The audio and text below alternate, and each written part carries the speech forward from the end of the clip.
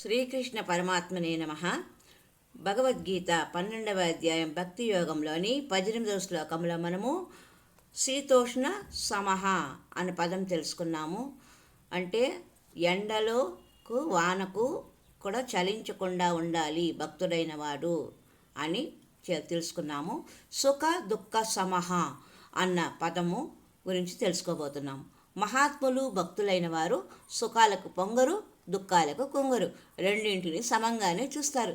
ఇవి మన స్థాయిలోనివి, ఇవి మనోస్థాయిలోనివి.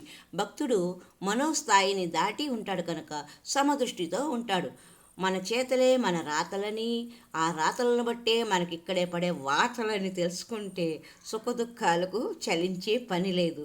మన సుఖదుఖాలకు కారణం మన పూర్వజన్మ కర్మలేనని తెలుసుకోలేని వాడు ఎంతటి గొప్పవాడైనా చలించిపోతాడు.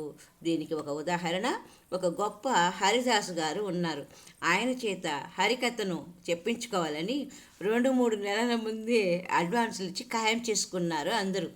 ఒక గ్రామంలో పెద్దలందరూ కలిసి ఆయనతో మాట్లాడి కార్యక్రమం సిద్ధం చేసుకున్నారు. రాత్రి 9 గంటలకు హరికథ ప్రారంభం. 8 గంటల నుండే భక్తులు వస్తూ ఉన్నారు. సభాస్థలం నిండిపోయింది. సరిగ్గా 9 గంటలకు భాగవతారు స్టేజ్ మీదకి వచ్చారు. ఆహ్వాన సంఘం వారు ఒక పెద్ద గజమాలను కట్టించి నలుగురు జాగ్రత్తగా మోసుకొచ్చి దానిని భాగవతారి మెడలో వేశారు. ఆ పూలదండను చూడగానే దాసు గారి ముఖం వెలిగిపోయింది.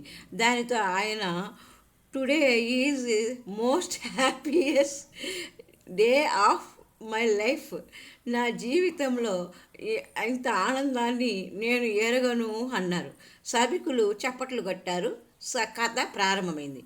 రఘురాముడు రమణీయ రమణీయ ఘనశ్యాముడు అంటూ చిడతలు వాయిస్తూ పాడుతూ నృత్యం చేస్తున్నాడు. తన్మయత్వంతో ఆనందంతో పరవశించి పాడుతున్న ఆయన ముఖంలో క్రమంగా కళ తగ్గిపోతున్నది. ఏదో తెలియని వేదన. క్రమంగా పాట మీద శ్రద్ధ తగ్గింది. ఇక ఓర్చుకోలేక శరీరాన్ని గోకటం మొదలుపెట్టాడు. పిచ్చి పిచ్చిగా గోకుతున్నాడు. శరీరం అంతా మంటెక్కిపోతున్నది. జనానికి ఏమీ అర్థం కావడం లేదు.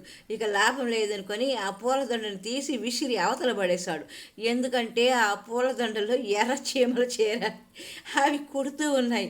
అంతసేపు దండ తీసివేయడానికి ప్రాణం ఒప్పక ఎలాగో భరించాడు. చివరికి భరించలేక తీసి విసిరేశాడు. అప్పుడు నానా యాతన పడుతూ ఉన్నాడు.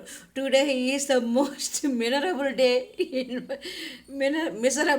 Today is the most miserable day in my life.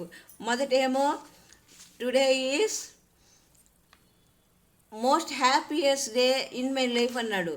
పూలదండ తీసివేసి దాంతో పడిన బాధ భరించలేకుండా today is the most miserable day in my life, ఈరోజు నా జీవితంలో ఒక గొప్ప దౌర్భాగ్యమైన రోజు అని ముగించాడు.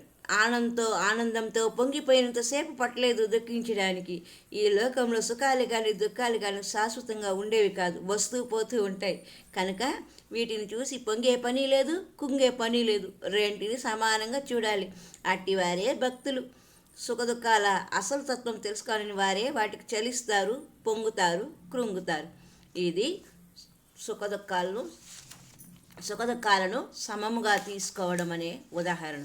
మరి యొక్క సంచికలో సంఘ వివర్జిత, వదిలిపెట్టాలి అన్న విషయాన్ని,